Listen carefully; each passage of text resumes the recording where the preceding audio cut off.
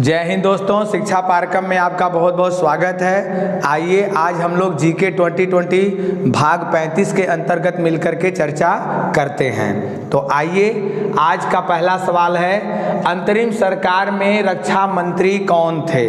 तो अंतरिम सरकार में रक्षा मंत्री थे बलदेव सिंह। कौन थे? बलदेव सिंह। अगर आपसे कोई सवाल पूछे कि अंतरिम सरकार में वित्त मंत्री कौन थे, तो अंतरिम सरकार में वित्त मंत्री थे कौन? लियाकत अली। कौन थे? लियाकत अली। अगर आपसे कोई सवाल ये पूछे कि अंतरिम सरकार में गृह मंत्री कौन थे, तो सरदार वल्लभ भाई पटेल थे।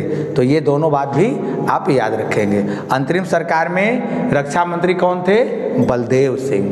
क्लियर? अगला सवाल, संविधान लागू किए जाने का प्रावधान किस अनुच्छेद में है? यानी इसका तात्पर्य ये समझिए कि संविधान को लागू करना है और यह किस अनुच्छेद में है। संविधान को लागू करना है, ये किस अनुच्छेद में लिखा गया है कि भारत का संविधान भारत में लागू होगा। ये लागू करने का प्रावधान किस अनुच्छेद में है? तो अनुच्छेद है 394। तो संविधान को लागू करने का के विषय में वर्णन किस अनुच्छेद में है? 394 में है। क्लियर? साथ ही कुछ अनुच्छेद और भी याद कर लीजिए। अनुच्छेद 17 अस्पृश्यता का अंत, अनुच्छेद 18 उपाधियों का अंत, अनुच्छेद 14 से लेकर 18 तक क्या है? स्वतंत्रता का अधिकार, समानता का अधिकार। अनुच्छेद 19 से लेकर के 22 तक किसका वर्णन है? तो स्वतंत्रता का अधिकार। अनुच्छेद 25 से लेकर के 28 तक धार्मिक स्वतंत्रता का अधिकार। अनुच्छेद 44 समान नागरिक संहिता।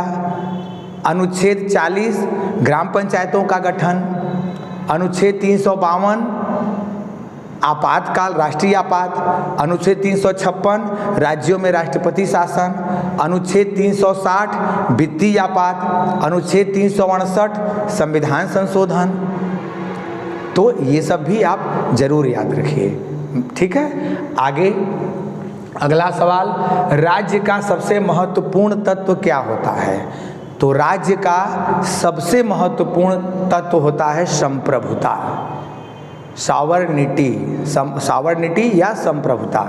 संप्रभुता क्या होता है? तो संप्रभुता कोई भी राज्य अगर स्वतंत्रता पूर्वक जो निर्णय ले सके बिना किसी दबाव के, न आंतरिक उस पर दबाव हो न कोई बाह्य हो। जैसे अगर भारत निर्णय लेता है तो उसमें आंतरिक दबाव भी नहीं होना चाहिए और बाहर का भी दबाव नहीं होना चाहिए। इसी चीज को कहा जाता है संप्रभुता। संप्रभुता का सबसे पहले सिद्धांत किसने दिया था? तो संप्रभुता का सबसे पहले सिद्धांत दिया था जीन बोदा ने। किसने दिया था? जीन बोदा ने। फिर ऑस्टिन महोदय ने उसका सिद्धांत दिया। क्लियर? तो जीन बोदा ने संप्रभुता के विषय में सबसे पहला सिद्धांत दिया था। कहाँ के थे? फ्रांस के थे। क्लियर? ओके, आगे अब बढ़ते हैं। अमेरिकी संविधान में कब मूल अधिकार शामिल किया गया? तो अमेरिकी संविधान में मूल अधिकार शामिल किया गया 1791 में। क्लियर? 1791 में। और अमेरिकी क्रांति कब हुई थी? तो 1776 में। 1776 में अमेरिकी क्रांति होती है और उसमें मूल अधिकार, संविधान में मूल अधिकार शामिल किया गया कब? 1791 में। और संविधान निर्मित करने वाला विश्व का पहला देश कौन था? अमेरिका। क्लियर? और पहला संघीय देश भी था। संघात्मक शासन का जनक अमेरिका ही है। ठीक है, आगे बढ़ते हैं। चुनाव में नोटा का अधिकार किस अनुच्छेद के तहत आता है? तो नोटा, आप जानते हैं कि अगर आप चुनाव में मतदान करने जाते हैं, अगर कोई भी उम्मीदवार आपको पसंद नहीं आता तो नोटा का बटन दबाते हैं। क्लियर? तो ये सन 2013 में आया, सुप्रीम कोर्ट के अधिनियम द्वारा, निर्णय द्वारा सन 2013 में ये निर्णय आदेश आया सुप्रीम कोर्ट का कि ऐसी व्यवस्था होनी चाहिए कि अगर मतदाता को कोई भी उम्मीदवार पसंद नहीं है तो वह नोटा का बटन दबा सकता है। क्लियर? तो ये सुप्रीम कोर्ट ने 2013 में निर्णय दिया था। और ये किस संविधान के किस अनुच्छेद के तहत आता है? तो ये आता है 19(1) क, स्वतंत्रता के अधिकार के अंतर्गत आता है 19(1) क। क्लियर? तो ये जरूर याद रखिएगा, परीक्षा की दृष्टि से बहुत ही इंपॉर्टेंट है। क्लियर? आगे, विपक्षी दल की मान्यता किस आधार पर दी जाती है?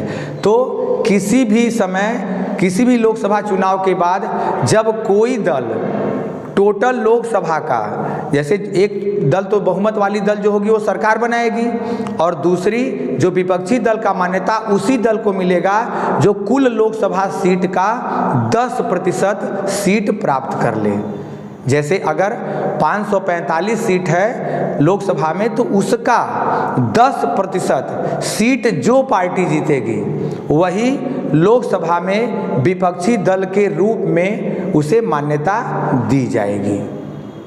क्लियर? तो ये भी याद रखिएगा, कुल लोकसभा सीट का 10%। आगे, उड़ीसा का राजकीय पशु और पक्षी क्या है? तो उड़ीसा का राजकीय पशु है हाथी और राजकीय पक्षी मोर है। क्लियर? उड़ीसा का राजकीय पशु हाथी और राजकीय पक्षी क्या है? मोर है। अगर आपसे पूछे यूपी का, तो यूपी का क्या है? तो यूपी का राजकीय पशु है बारहसिंघा, और राजकीय पक्षी क्या है? सारस या क्रौंच। तो यूपी का भी याद रखिए और उड़ीसा का भी आप याद रखिए। उड़ीसा का हाथी है पशु, राजकीय पशु, और मोर है पक्षी। मोर आपका राजकीय पक्षी है। क्लियर? आगे, राष्ट्रीय कृषि वानिकी अनुसंधान केंद्र ये कहाँ है? तो राष्ट्रीय कृषि वानिकी अनुसंधान केंद्र है उत्तर प्रदेश के झांसी में। राष्ट्रीय कृषि वानिकी अनुसंधान केंद्र कहाँ है? तो झांसी में है। अगर आपसे पूछे कि विश्व अनुसंधान संस्थान कहाँ है? लखनऊ में है। चावल अनुसंधान संस्थान कटक में है। आलू अनुसंधान संस्थान कहाँ है? तो आलू अनुसंधान संस्थान शिमला में है। वन अनुसंधान संस्थान देहरादून। पेट्रोलियम अनुसंधान संस्थान देहरादून। तो ये भी साथ में याद रखिए। आगे, केंद्रीय प्रदूषण नियंत्रण बोर्ड की स्थापना कब की गई थी? तो केंद्रीय प्रदूषण नियंत्रण बोर्ड की स्थापना 1974 में की गई थी। केंद्रीय प्रदूषण नियंत्रण बोर्ड की स्थापना कब की गई थी? तो 1974 में की गई थी। और यह संस्था भारत में प्रदूषण से संबंधित, प्रदूषण के नियंत्रण के लिए, प्रदूषण के नियमों को, प्रदूषण से संबंधित जो नियम है, अधिनियम है, उनको लागू करने की सबसे बड़ी संस्था कौन सी है? केंद्रीय प्रदूषण नियंत्रण बोर्ड, जिसकी स्थापना कब हुई थी? 1974 में हुई थी। क्लियर? आगे, तोपचांची अभयारण्य कहाँ है? तो तोपचांची अभयारण्य झारखंड में है। तोपचांची अभयारण्य कहाँ है? झारखंड में है। इसको जरूर याद रखिएगा। क्लियर? अगर पूछे बेतला कहाँ है? तो झारखंड में है। बेतला कहाँ है? झारखंड में। साथ ही अगर पूछे कान्हा किसली, तो कान्हा किसली है आपका एमपी में। गिर गुजरात में। रामगंगा उत्तराखंड में। राजाजी उत्तराखंड में। मानस काजीरंगा असम। सिमलीपाल नंदनकानन उड़ीसा। बांदीपुर कर्नाटक। तो ये भी आपको याद रखना है। क्लियर? आगे बढ़ते हैं हम लोग। शिवाजी ने सूरत को कब लूटा था? तो शिवाजी ने सूरत को 2 बार लूटा था। शिवाजी ने सूरत को कितनी बार लूटा था? 2 बार लूटा था। कब कब? तो 1964 में, 1664 में और 1670 में। 1664 और 1670। और ये SSC में कई बार सवाल पूछा गया है। शिवाजी ने सूरत को कितनी बार लूटा? 2 बार लूटा। क्लियर? कब कब? 1664 में और 1670 में। शिवाजी का जन्म किस किले में हुआ था? शिवनेरी के किले में। शिवाजी का राज्याभिषेक किस किले में? तो शिवाजी का राज्याभिषेक रायगढ़ के किले में हुआ था। क्लियर? शिवाजी की माता का नाम जीजाबाई। शिवाजी के आध्यात्मिक गुरु कौन थे? तो आध्यात्मिक गुरु थे रामदास। और राजनीतिक गुरु कौन थे? दादा कोंडदेव। तो ये भी आप याद रखिए। शिवाजी के प्रशासन का महत्वपूर्ण अधिकारी कौन था? पेशवा। कौन था? पेशवा। क्लियर? तो ये भी आप याद रखिएगा। अगला, सांप्रदायिक पंचायत की घोषणा कब की गई? तो सांप्रदायिक पंचायत की घोषणा 16 अगस्त 1932 को, और तत्कालीन प्राइम मिनिस्टर ब्रिटेन के कौन थे? रैमजे मैकडोनाल्ड, इसलिए इसको रैमजे मैकडोनाल्ड घोषणा भी कहते हैं। तो सांप्रदायिक पंचायत घोषणा कब हुई? तो 16 अगस्त 1932 को हुई। और उस समय घोषणा कौन किया? तो उस समय तत्कालीन ब्रिटेन के प्राइम मिनिस्टर कौन थे? रैमजे मैकडोनाल्ड, उन्होंने घोषणा की। अब इस घोषणा में क्या था? सांप्रदायिक पंचायत घोषणा में क्या था? तो मुसलमानों के लिए और सिखों के लिए पृथक निर्वाचन पहले ही व्यवस्था कर दी गई थी। अब अल्पसंख्यकों में एससी वर्ग, हिंदू समाज के एससी वर्ग को भी अलग से उनका निर्वाचन क्षेत्र घोषित किया गया, और ये नियम बनाया गया कि एससी जहाँ से खड़े होंगे वहाँ केवल एससी कैंडिडेट खड़ी होंगे, और उनको मतदान भी केवल एससी करेंगे। जैसे मुसलमानों के लिए किया गया था, जैसे सिखों के लिए किया था सांप्रदायिक आधार पर निर्वाचन प्रणाली, उसी तरह से एससी समाज को बांटने के लिए, हिंदू समाज से अलग करने के लिए अंग्रेजों की एक चाल थी। और ये घोषणा कौन किया था? तो ब्रिटिश प्राइम मिनिस्टर तत्कालीन रैमजे मैकडोनाल्ड। कब किया गया था? तो 16 अगस्त 1932 को किया गया था। क्लियर? आगे, पाकिस्तान में पहली बार फौजी शासन कब आया? तो भारत और पाकिस्तान तो दोनों साथ ही अंग्रेजी शासन से मुक्त हुए। क्लियर? और वहाँ भी लोकतंत्र की स्थापना की गई, लेकिन वो बहुत दिनों तक नहीं चला। और पहली बार वहाँ फौजी शासन स्थापित हुआ 7 अक्टूबर 1958 को। और किस जनरल के नेतृत्व में? तो इस्कंदर मिर्जा के नेतृत्व में। तो पाकिस्तान में पहली बार फौजी शासन की स्थापना कब हुई? तो 7 अक्टूबर 1958 को, और Iskander Mirza, general Iskander Mirza के नेतृत्व में। क्लियर? आगे बढ़ते हैं। नौजवान सभा की स्थापना कब और किसने की? तो नौजवान सभा की स्थापना 1926 में भगत सिंह ने की थी। तो नौजवान सभा की स्थापना 1926 में किसने? भगत सिंह ने की थी। किसने की थी? भगत सिंह ने की थी। आगे, नायर सर्विस सोसाइटी की स्थापना किसने और कब की? तो नायर सर्विस सोसाइटी की स्थापना 1914 में एमपी पिल्लई ने, मनमथ पद्मनाभ पिल्लई। क्लियर? तो ये याद रखिएगा, नायर सर्विस सोसाइटी की स्थापना 1914 में एमपी पिल्लई। क्लियर? मनमथ पद्मनाभ पिल्लई। कहाँ? केरल में। आगे, टिबिया हड्डी पाई जाती है।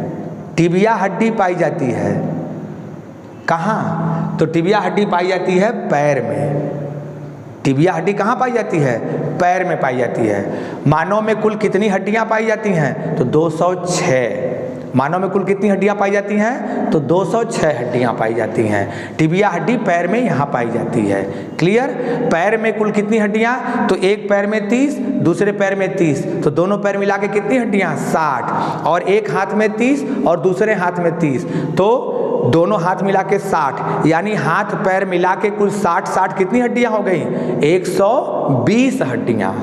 अगर पूछे कि ये जो देख रहे हैं थोपड़ा, तो इस चेहरे में कितनी हड्डियां?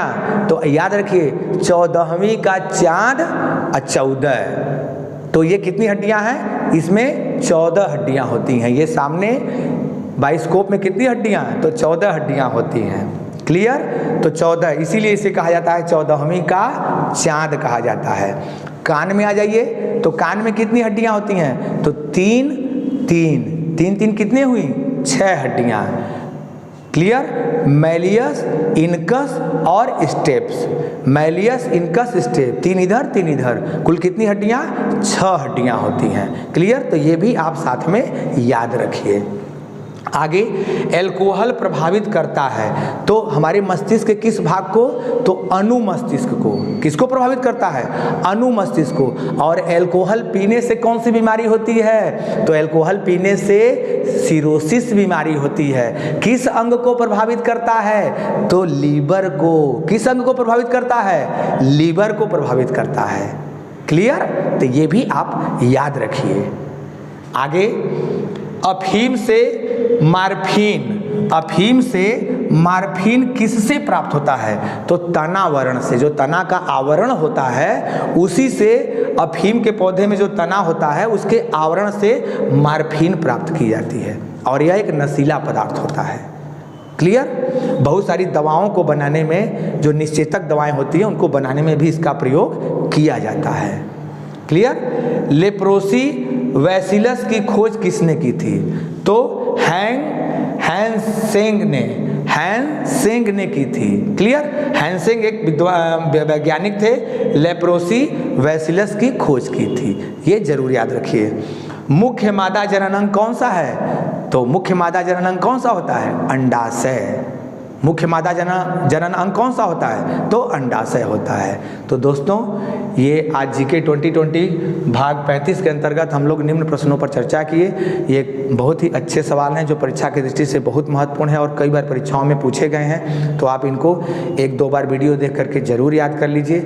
आगामी जितनी भी परीक्षाएँ हैं उसके लिए ये बहुत ही महत्वपूर्ण कलेक्शन है। आप इसको ज़रूर याद करके परीक्षा में जाइएगा। आप इसका स्क्रीनशॉट ले लीजिए और वीडियो देखने के लिए आपका बहुत बहुत धन्यवाद। और इस वीडियो को दोस्तों अधिक से अधिक शेयर करिए। ठीक है? धन्यवाद।